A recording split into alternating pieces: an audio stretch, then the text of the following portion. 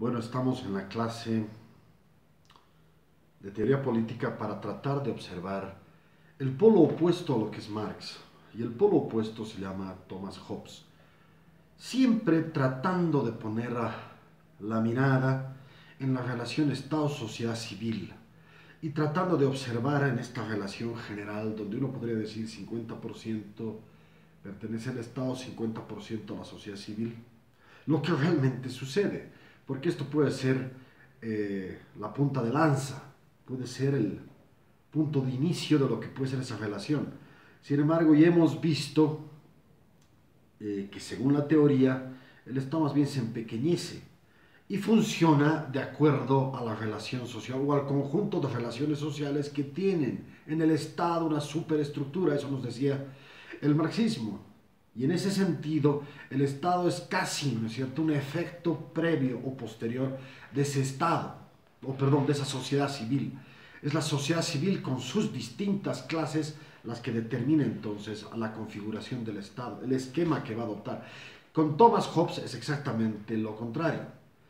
Es muy importante entender en todo caso que no estamos hablando aquí de un teórico que directamente olvida a la sociedad civil, es el Estado el que tiene que prevalecer. No, Thomas Hobbes tiene un mérito, que rescata a la sociedad civil y le intenta dar un lugar específico en su reflexión, donde cabe esa sociedad civil. Ese es el punto central que vale la pena analizar. Partimos entonces nuevamente de esta ecuación, entre comillas, entre Estado y sociedad civil. Y él parte de una premisa, es el Estado el que tiene que predominar, es un Estado preclaro, tiene que tener la suficiente capacidad para decirnos dónde estamos, cómo estamos, quién se queda fuera, quién entra, quién es peligroso y no puede entrar en esa sociedad civil que va a ser protegida. En todo caso, es una sociedad civil existente, por supuesto que sí, pero es en todo caso un Estado que va a tratar de controlar esa sociedad civil. Es el primer punto que vale la pena analizar.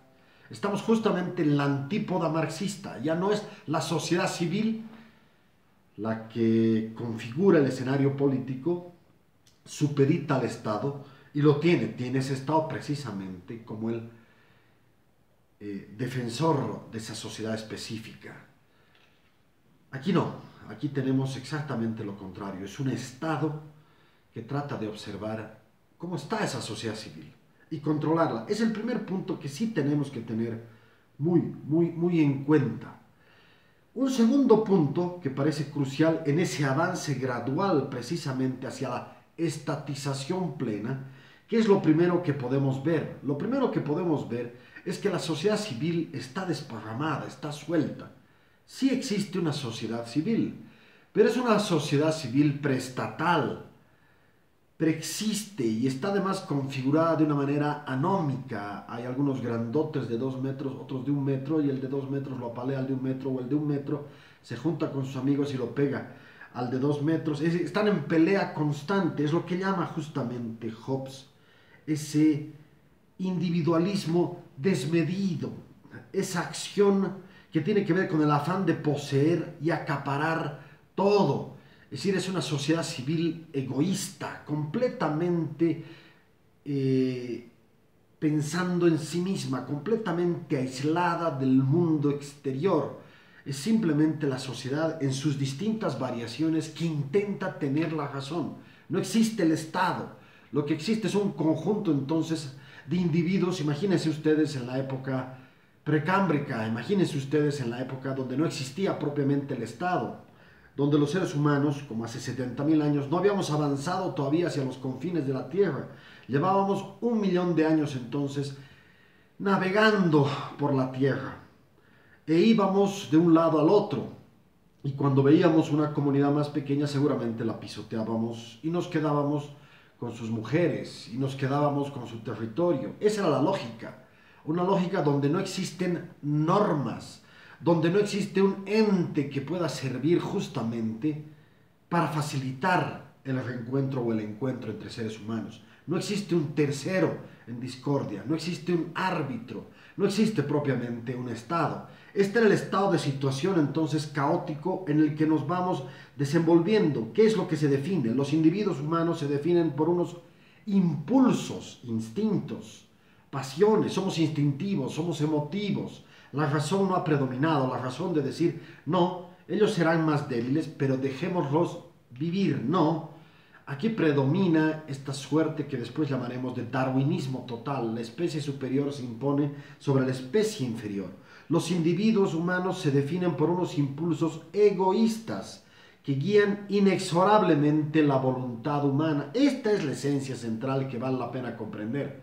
Los humanos entonces, como les he dicho además, en esa situación imaginaria, pre-evolución, hemos tenido, de acuerdo a distintos autores, hechos evolutivos clarísimos. El primer hecho evolutivo, que es una revolución, la revolución cognitiva, de acuerdo al señor Harari, Yuval Harari, hemos vivido una revolución cognitiva, nos damos cuenta que puede haber más, nos damos cuenta que podemos salir de nuestro territorio, ya no solamente dominar África, sino ir a otros continentes. Es decir, nos viene esa picazón, esa suerte de curiosidad intelectual y se genera esa revolución cognitiva.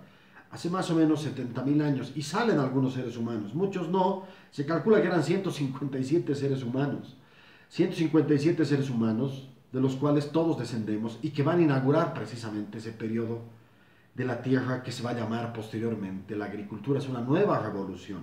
Esto es lo que sin embargo vemos, ¿no? Esta revolución cognitiva implica un paso adelante de los seres humanos. Antes, previamente, simplemente chocábamos los unos con los otros en función a criterios de poder. Es el poder de la fuerza, es el poder de la mayoría, del número, que se impone sobre el resto. Esto es lo que básicamente describe Hobbes. No nos habla de los hombres neandertales, no nos habla de la prehistoria en un sentido clásico, pero está haciendo referencia a eso, está haciendo referencia a miles de años donde el hombre no ha tenido la capacidad de asimilarse. Vivíamos de una manera entonces dispersa, centrífuga, propiamente diríamos, sesgada en pequeñas facciones territoriales humanas, ¿no? Sin que exista un centro motor o sin que exista una orientación estatal. Esto es lo más importante de entender. Esto es lo que nos describe Hobbes como el parámetro básico de lo que va a ser su teorización. ¿Y cuál es esa teorización? Tercer punto, señores. Esta situación inicial y originaria de los seres humanos da pie a lo que se llama aquí el estado de la naturaleza. Señores, eso es lo que vivíamos.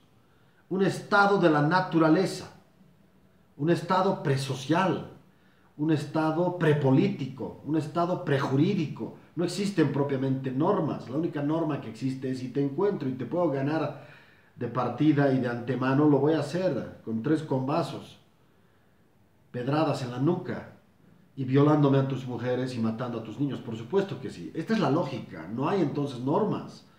No hay una rigidez política que te diga cómo podríamos más o menos entablar conversaciones. Este estado de la naturaleza es claramente primitivo, ancestral. ¿Y qué implica este estado de la naturaleza? Implica un estado de guerra constante. Eso es lo que vivíamos. Un estado de guerra que hoy lo podemos saber y en ese tiempo no se lo sabía. Hoy decimos que hemos tenido mucha guerra, que tenemos muchísimas víctimas, y no es cierto. Este es el momento de la humanidad con menos guerras per cápita. Tenemos un índice de mortalidad en función a guerras de 1 por cada 100.000 personas. En aquel momento, en este estado de guerra que llama Hobbes, 1 de cada 5 seres humanos vivía constreñido por la guerra y moría por efectos de la guerra. Tenía, por ejemplo, el cráneo deshecho. Han encontrado un montón de seres humanos con los cráneos deshechos. Es decir, 1 de cada 5. ¿Qué significa esto? Que vivíamos en un estado permanente de terror. Todos luchaban contra todos. Esa es la idea, sin ley, sin orden, sin otra ley y otro orden que la mera prevalencia del más fuerte, del más cruel, del más despiadado, ¿ah? Del más grandote. Esta era la noción entonces que sí vale la pena rescatar. Vivimos no solamente la podríamos decir, condición centrífuga de los seres humanos, dispersos entre sí, sino que además están en guerra. Vivíamos entonces un profundo estado de guerra. Y esto es lo que sí vale la pena rescatar. ¿Qué más tenemos como cuarto punto para ir avanzando? Desde luego, apunta Hobbes, este estado de guerra es realmente lamentable, insoportable, extenuante, es difícil mantenerlo, pero ese es el estado de naturaleza en el que vivíamos. Y por eso se pregunta, ¿y cuál es la salida más racional de este estado lamentable? Que los individuos, fíjense ustedes lo interesante que empieza a convertirse este marco teórico y empezamos justamente a ponerle este añadido politológico a esta reflexión. Que los individuos egoístas se asocien en una sociedad civil en la que firman un contrato. Fíjense ustedes, nos asociamos y firmamos un contrato, los salvajes, los torpes, los mañudos, los violentos, se sientan y dicen, ya, está bien, ya, he matado a tu padre, he matado a tus hijos, pero ya no nos pelearemos más. ¿Qué tal si firmamos un contrato? Fíjense ustedes cómo va avanzando esto, y el estado de guerra entonces con ese contrato, por supuesto que se frena, se aminora. Tenemos la posibilidad entonces de pactar con los grandotes o con los más chiquititos. Es el primer rasgo humano, propiamente humano, de defensa de los más débiles entre los débiles. Antes los más débiles simplemente morían a manos de los más fuertes, los más vivos, los más peleadores, los más astutos, los que sabían generar distinto tipo de agresiones físicas, rodear, ¿no? Esta es la idea central. Firmemos un contrato, establezcamos un pacto, según el cual todos y cada uno de nosotros debe ceder y delegar su respectivo poder a una instancia superior. Fíjense ustedes esto. Si cedemos el poder, ¿a quién? Al Estado. Vertebrado por el derecho, por el imperio de la ley, se crea entonces una norma. Nos empezamos a volver humanos a pesar de este contenido propiamente vertical del que nos habla Thomas Hobbes. Pero aún siendo vertical nos da este aditamento profundamente humano. Y el orden, entonces vamos a ser regulados por el imperio de la ley y el orden que se va definiendo. Es un pacto entonces de no agresión, donde el Estado es un árbitro, se va creando un árbitro. Fíjense entonces este proceso, cómo se va generando, de una disrupción social a un estado de guerra, de un estado de guerra a la construcción entonces de un Estado propiamente, de un Estado que fije las condiciones para poder pactar y encontrar culpables cuando haya culpables. Y se crea entonces el primer precepto legal de la humanidad y se crea el primer precepto político, el Estado propiamente. Entonces creamos leyes y creamos un orden político. ¿Es un orden político estable? ¿Es un orden político que nos sirva? Eso es muy importante de definirse y la respuesta es un contundente no a los ojos de los ciudadanos que somos hoy en día, profundamente democráticos. Pero en ese momento era un avance. No era simplemente el rey que trataba como a sus peones o a sus esclavos o simplemente como subhumanos, en el mejor de los casos y en la mayor cantidad de casos, a quienes no tenían riquezas, a quienes no tenían tierras. Eran simplemente subhumanos que podían trabajar para mí y para de contar. No era una relación estable, no eran seres humanos a los cuales debo respetar como con la ley. Esto se va generando de a poco, intuitivamente, pero se va generando. Quinto, a partir de ese instante en que los individuos pactan a ser todos por igual y obedientes súbditos de un único soberano, el Estado se erige en la sede del auténtico y legítimo poder político. El poder del Estado, por su parte, y según los términos del contrato firmado, está orientado hacia un fin principal: evitar por todos los medios que vuelva el terrible estado de la naturaleza. Esa es entonces la nueva constelación estatal con una obligación clarísima. No podemos volver al pasado, no podemos volver a sacarnos la mugre, no podemos volver en nombre de la libertad supuestamente pre-estatal a hacer lo que nos da la gana, a violentar cuando nos dé la gana. No, el Estado realmente va a regular esto, va a pacificar. Es un pacificador por naturaleza. Tenemos que apartarnos de esta condición natural tan absolutamente peligrosa. Esto es lo que vale la pena enfatizar y esto es lo que vale la pena decir claramente. Esa es la función del Estado. Es un Estado entonces omnipresente. Empieza a haber un caso de violencia, perfecto, lo juzgamos.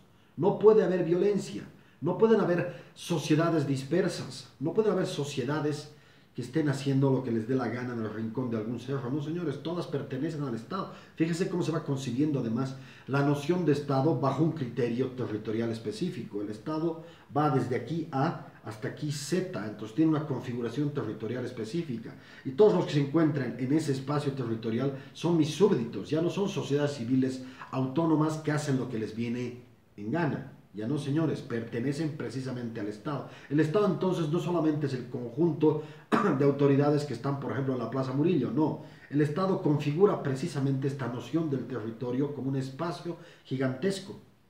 Un espacio gigantesco donde el Estado tiene cabida, donde el Estado tiene la capacidad de fijar sus propias leyes, de fijar su propia organización justamente territorial. El Estado entonces no es sinónimo de burocracia estatal, de aquellos que nos gobiernan, de aquellas autoridades que tienen la última potestad de decisión sobre lo que nos pasa. No, señores, el Estado es sobre todo una configuración territorial. Y es esto lo que se va finalmente definiendo bajo esta lógica. Entonces, mientras yo tenga un Estado que vaya de la A a la Z, cualquier sociedad civil, cualquier casta, cualquier clan, cualquier clase, cualquier individuo que se asiente en ese territorio es mío. Esa es la noción estatal, hiperestatal. Es la estatización en extremo. Todo es mío. Si hay árboles, son míos. Por supuesto que son míos. Si hay ríos, son míos. Y si hay poblaciones, son mías. Yo soy el Luis XIV de esta historia y por lo tanto yo gobierno a todos y a cada uno de ustedes. Pero sí los gobierno, ojo, no los ignoro. No los tengo simplemente casi como una masa latente, como una masa amorfa de individuos que están ahí sentados esperando que alguien les diga algo. No, señores, los cuento, sé cuántos son. Eso es fundamental y es la primera noción de un Estado.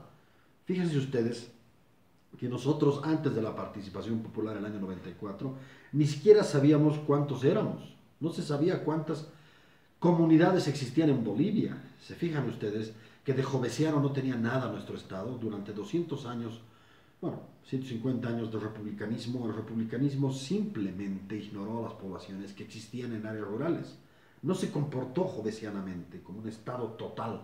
No, fue un Estado enano, parcial, casi limitado a la Plaza Murillo y a su configuración territorial de barrios de clase alta, pero no hubo realmente y propiamente una noción estatal. Esto para que entendamos la importancia de Hobbes.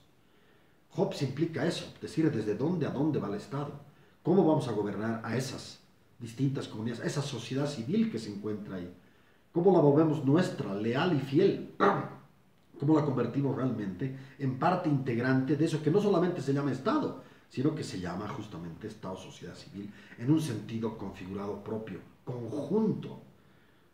Lo que hemos tenido en Bolivia ha sido un Estado al margen de la sociedad civil, un Estado que vivía en función a sus intereses y era utilizado en función a los intereses de una casta, y para de contar, todos los que no vivían en ese Estado simplemente no existían, o eran seres inferiores o eran subhumanos. Esta es la noción, y por eso es tan importante entender a Hobbes, que rechaza a Hobbes. Hobbes incluye a todos esos humanos. Les da un lugar, posiblemente un lugar jerárquicamente inferior, pero un lugar. Son parte de ese Estado, son parte entonces de esa entidad humana estable, específicamente estable. ¿Qué más tenemos? El Estado es así el depositario y el administrado de un poder total. Por ejemplo, monopolizando la coacción y el castigo a los individuos. Es muy importante que desobedezcan la ley, que transgredan la ley. Y ese poder completo será legítimo siempre y cuando persigue el fin sobre el que se articula el pacto social. ¿Qué significa esto? Que el poder reside en el Estado, el pacto social, una vez suscrito y aceptado, es irreversible e irrevocable. ¿Por qué me interesa tanto este punto y por qué lo he demarcado? Porque estamos hablando de una noción de pacto. El Estado podrá ser muy poderoso, pero pacta. La sociedad civil no es un ente no existente. El mejor ejemplo nuevamente es Bolivia, ¿no? Simplemente ignorando cuántos éramos. En 94 nos enteramos, bueno, en 96 en realidad tardó estos ciertos años, nos enteramos cuántas comunidades vivían en Bolivia, cuántas OTBs había, cuántas juntas vecinales, cuántos pueblos indígenas, cuántas comunidades campesinas. No lo sabíamos, imagínense ustedes. Y este señor hace tantísimos siglos, 5, 6 siglos atrás, nos está diciendo que tenemos que pactar, que la sociedad civil sí existe, que existen comunidades que están desplegadas por el territorio y hay que hacer un pacto irreversible e irrevocable con ellas. Esto, más allá del tenor profundamente absolutista de Thomas Hobbes, implica algo esencial que después se va a convertir en la democracia, el respeto por la sociedad civil.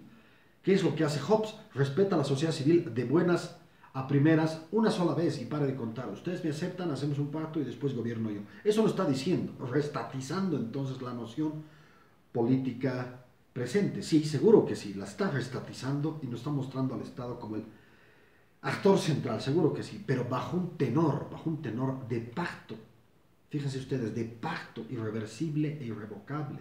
Pero la noción de pacto aparece en el año 1500. Es decir, estamos hablando de autoridades magnánimas que creían en su poder puro y duro. Sí, por eso Thomas Hobbes choca contra los asesores del rey. No es bien visto, no es analizado de una manera amplia para justamente amplificar esos rasgos de comunidad entre el Estado y la sociedad civil, esos rasgos de unión latente. No, señores, no hay pacto. Nosotros dominamos simplemente porque somos hijos de Dios, porque somos reyes y para de contar.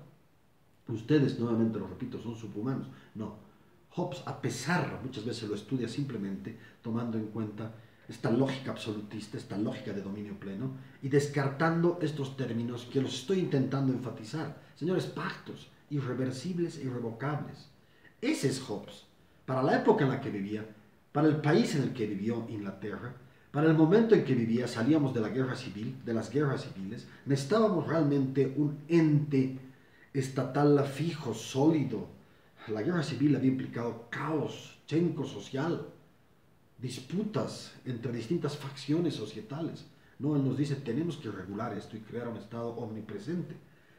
A pesar de la época en la que está viviendo, él no deja de respetar a la sociedad civil, como justamente el actor pactante por naturaleza. 7. Por otro lado, Hobbes insiste en que el poder del Estado es indivisible. La soberanía no se puede parcelar o trocear. Fíjense ustedes cuán importante es esto. Esto realmente es importante, porque ¿qué se dice? El poder político debe incluir en su seno el poder religioso, coincidiendo con ello el Estado y la Iglesia. Nos está diciendo que no hay poderes, no hay tres poderes, no hay poder judicial, no hay poder legislativo, no hay poder religioso. No, señores, todos dependen simplemente de una cabeza. Es decir, existía sociedad civil, existía, seguro, en distintas facciones y con distintas caretas. Hoy no existe absolutamente nadie, hoy existe solamente un soberano que es sabio.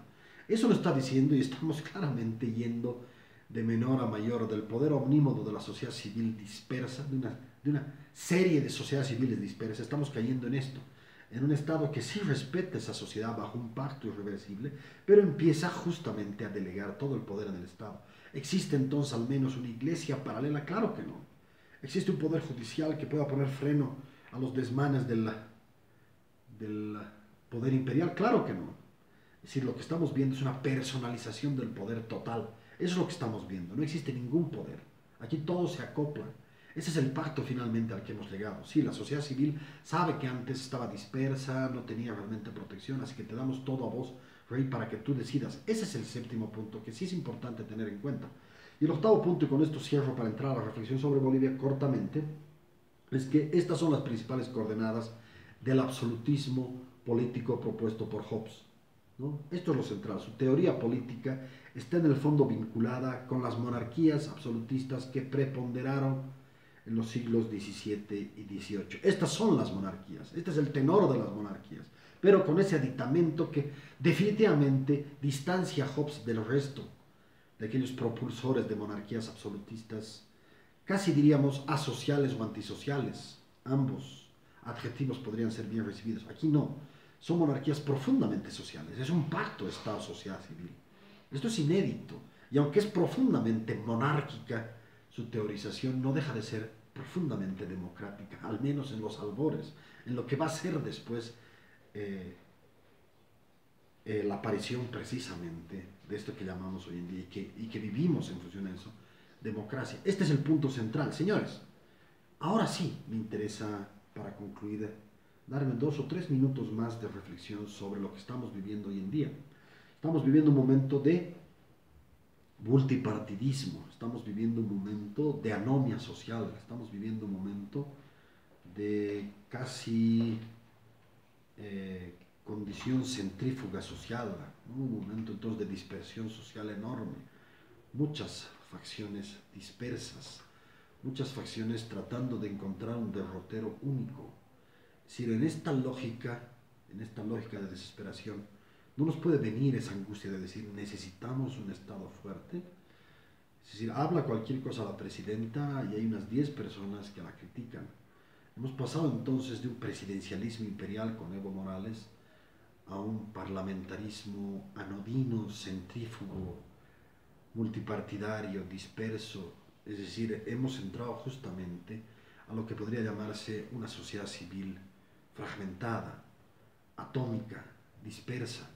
Claro, cuando uno ve esto, jovesianamente no desea que haya un Estado que regule, un Estado que nos dé cierta claridad, un Estado que nos lleve más allá de este momento de anomia, de compartimentalización tan grande, de fraccionamiento tan grande, donde todo el mundo habla. Si antes era fiesta del dueño del circo, del payaso central, hoy es fiesta de los payasos, ¿no? Son 10 o 20 payasos que hacen lo que les da la gana.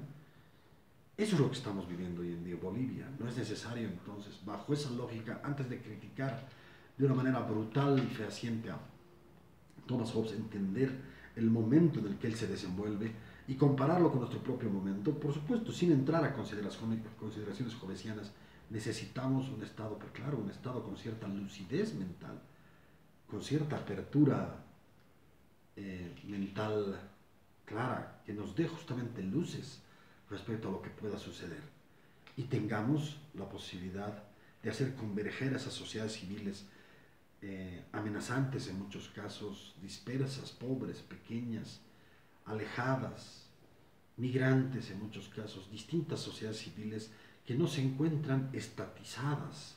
Hemos desestatizado a la sociedad civil. Lo que tenemos ya no es un pacto, lo que tenemos es un Estado de un lado y sociedades civiles de otro lado. Y todas ellas queriendo pactar y queriendo no pactar. Es un momento entonces de reconstrucción. Estamos, podríamos decir, si fijamos estas 8 fases de Thomas Hobbes, estamos entre la primera y la segunda. Es la reconstrucción del Estado. No hay ningún Estado. Lo que hay es un peso omnímodo de las sociedades civiles, incluso de aquellas que se llaman candidaturas electorales. No son Estado propiamente. No son propiamente sociedad civil, están en el medio, pero son parte justamente de este diseño antiestatal que empieza a manifestarse de una manera gigantesca y es necesario por eso frenar. Esta es la lógica de Thomas Hobbes, que es importantísimo que la analicemos.